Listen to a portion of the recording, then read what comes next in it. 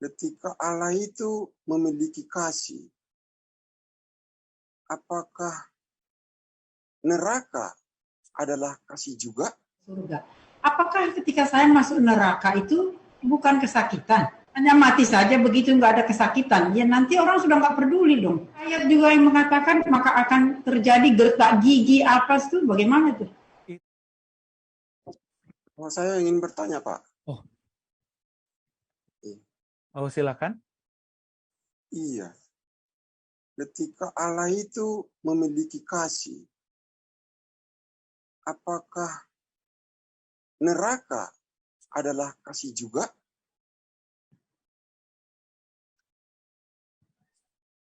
Untuk menjawab ini sebenarnya ada satu pelajaran penting, sangat penting di sana. Itu hanya untuk menunjukkan apa?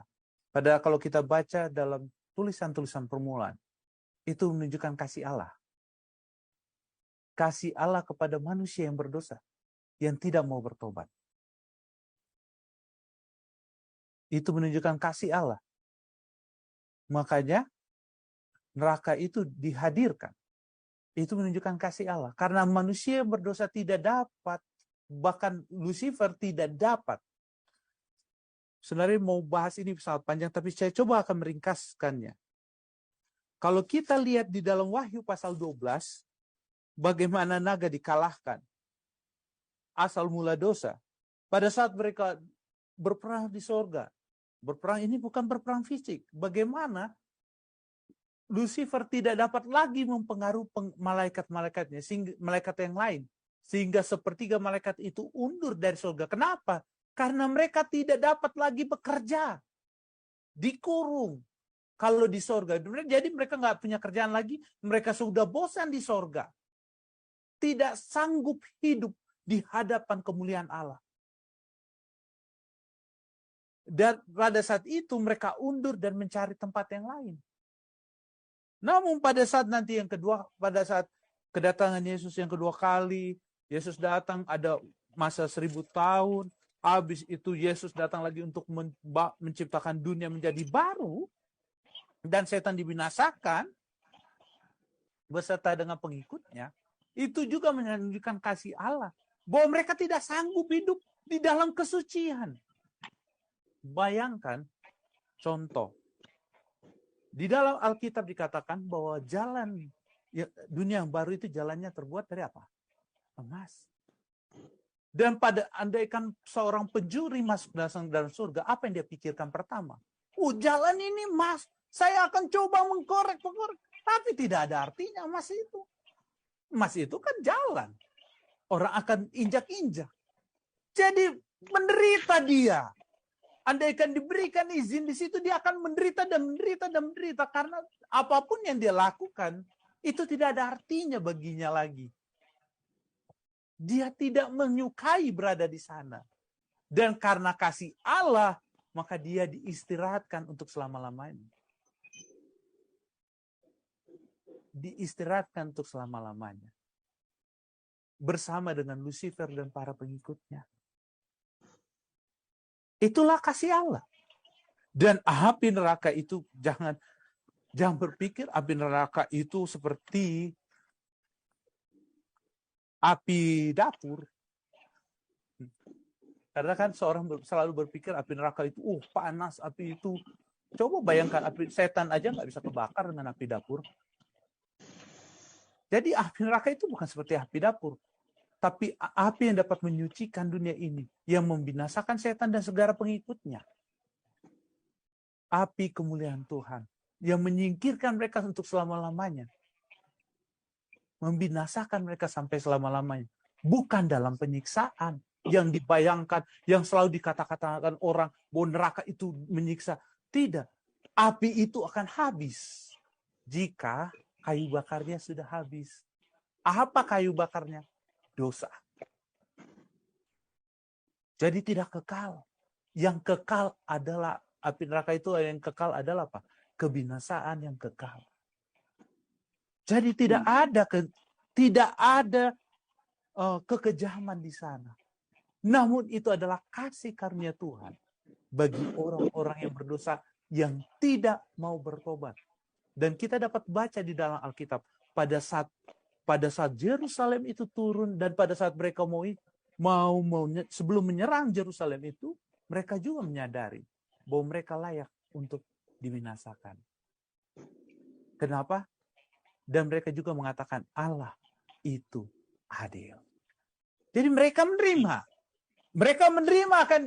akan binasa karena mereka akan berkata Allah itu adil. Allah itu adalah Allah yang adil.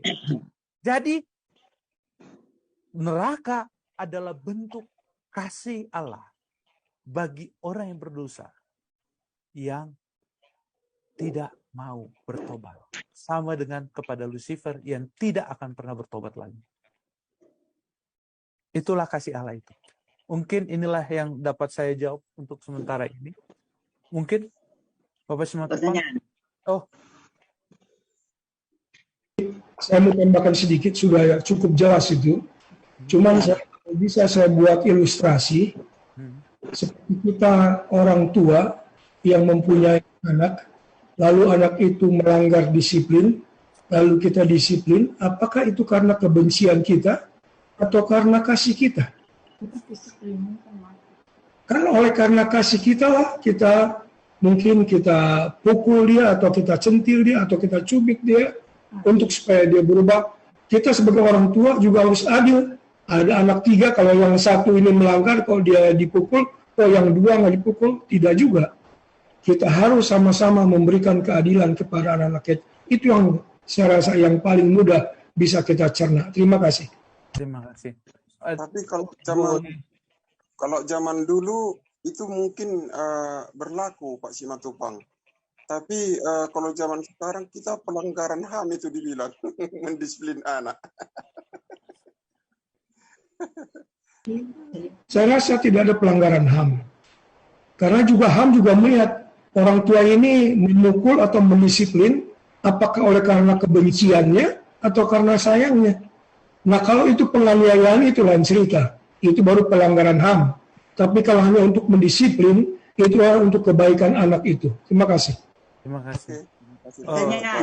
Pertanyaan Ibu Oli Sumaranda. Kan itu neraka belum ada sekarang. Iya. Belum tahu. Nanti kan. Jadi saya rasa itu kasih Allah benar-benar akan dinyatakan pada waktu kedatangan Tuhan. Apa sebabnya maka neraka itu ada? Begitu. Neraka tidak ada sekarang, toh. Kasih Tuhan akan kelihatan sebagai akibat masuk neraka. Jadi seperti saya katakan seperti ini. Jadi kayak gini. Seperti saya katakan tadi, bahwa memang neraka belum ada saat ini. Belum. Iya. Belum. Neraka Nanti. itu ada pada saat Yerusalem turun. Pada saat Yerusalem turun dari surga, dan dari dunia mengatakan setan bersama pasukan, ayo serbu, ini milik kita. Disitulah apa? Yesus mendahului mereka, mendahului umat-umat Allah dengan Yerusalem itu dan membinasakan dunia ini dan jadi apa? Memulihkannya lagi seperti semula. Seperti itu, secepat itu. Jadi tidak seperti yang banyak orang katakan dengan akan lama berapa tahun. Tidak secepat itu. Jadi secepat itu, dan Allah itu bukan Allah yang kejam. Jadi Allah itu Allah kasih. Dengan kasih. Yang kekal adalah binasanya kekal. Kebinasannya yang kekal. Bukan api nerakanya yang kekal. Okay? Itu yang benar. Ada lagi? Oh, Ibu Simatupang. Jadi nanti ketika, contohnya kalau saya berdosa, nggak layak masuk ke surga. Apakah ketika saya masuk neraka itu bukan kesakitan? Hanya mati saja begitu, nggak ada kesakitan. Ya nanti orang sudah nggak peduli dong. Jadi nggak dibilang di dalam Alkitab, hanya dibilang kebinasaannya. Tidak ditekankan bagaimana kesakitannya. Karena Alkitab menekankan hanya kebinasaannya yang kekal. Jadi Allah itu bukan Allah yang kejam, bukan Allah penyiksa, tapi kebinasaannya yang kekal.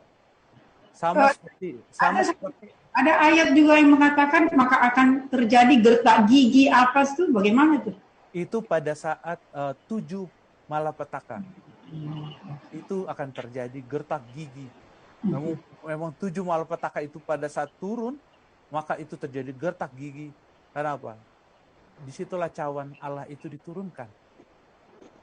Jadi pada saat itu memang Allah itu cepat. Bukan Allah itu ingin Allah seperti saya katakan, pendeta seperti saya katakan, Allah itu kasih. Jadi dia tidak menginginkan kematian orang. Dia ingin keselamatan orang. Tapi manusia berusaha, udah Allah begitu maha kasihnya, tapi mereka suka memberontak, maka inilah yang kamu terima, kebinasaan kekal. Tidak ada lagi apa? Keselamatan lagi. Tapi yang mau benar hidup dengan benar, inilah kehidupan kekal itu. Ada pertanyaan dari saudari Loana?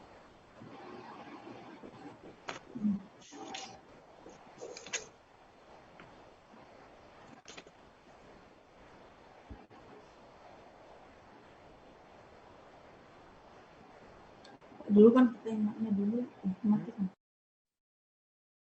Oh, bila tidak ada,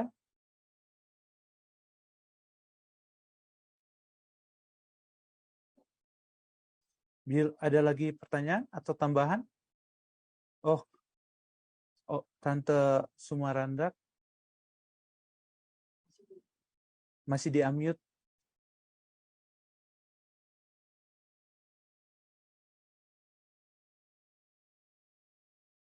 Masih di-unmute kan? Belum ada suaranya, masih di-unmute. Tante Oli. Nah, agak menyimpang sedikit ya, tapi saya mau bertanya. Tulah di Mesir katanya di tulah ketiga, tulah saya lupa. Akan terjadi kegelapan. Apa kira-kira nanti itu terjadi juga pada zaman kita yang terakhir itu? Akan terjadi kegelapan dalam tulah ketiga ke berapa tuh? Kita itu kalau bicara tentang tulah, kita harus bahas itu dari kitab Wahyu, ketujuh malapetaka itu di dalam Wahyu 16. Ada juga di sana katakan tentang kegelapan. Karena apa? Perbandingannya seperti ini. Tulah yang di Mesir dan 7 tulah yang terakhir itu adalah pengulangan. Pengulangan daripada tulah di Mesir. Namun kita akan lihat ada perbedaannya. Yang tidak ada sedikit perbedaannya. Kenapa? Tulah pertama, tulah kedua tidak terjadi lagi sampai tulah ketiga. Makanya seperti saya katakan, kalau bicara tentang tulah ini ada seminar yang panjang yang harus dijelaskan. Kalau bicara tentang tulah, karena sangat penting juga sebenarnya membahas itu sedikit. Bagaimana kasih Allah itu, tulah itu ditunjukkan, dan semua itu menunjukkan 7 tulah yang ada di dalam Wahyu 16 adalah pengulangan daripada tulah yang di Mesir. Namun yang menarik, prinsipnya hampir sama, bahwa hanya orang yang benar yang tidak kena. Soalnya saya takut gelap.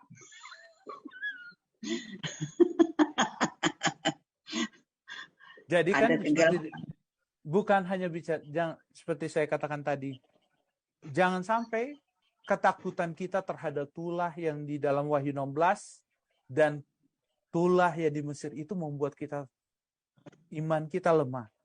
Ya. Kenapa? Kita harus sadar bahwa Allah kita lebih besar daripada tulah-tulah itu. Dan karena kita memiliki iman yang begitu kuat, maka pada saat kita ada di sana, pada saat tulah itu terjadi, kita bisa ada di sana. Kalau memang Tuhan izinkan kita masih melihat tulah-tulah itu, bersyukur. Kenapa? Berarti kita sudah mau melihat Yesus akan datang. Amin. Itu yang kita harus pikirkan. Jangan takut terhadap apa cawan yang di depan kita. Seperti saya katakan tadi, Allah kita lebih besar daripada cawan-cawan itu. Lebih daripada tulah. Karena dia yang melepaskan cawan itu. Dan puncak daripada 7 tulah adalah sebagaimana tulah ke-10 apa? Tulah ke-10 adalah apa? Anak. Anak apa? Anak sulung. Nah, siapa anak sulung kita? Siapa anak sulung kita? Yesus Kristus. Yang telah lebih dahulu bangkit. Dia datang di tulah ke-7. Kedatangan Yesus yang kedua kali. Kehadiran Allah anak untuk membangkitkan orang yang lebih mendahului kita dan menjemput kita yang masih hidup. Jadi tidak perlu takut terhadap itu. Terima kasih Pendeta. Bergabung bersama-sama dengan kami di Jemaat Fistak untuk acara ibadah malam pada saat ini waktu New Jersey, pagi waktu Indonesia.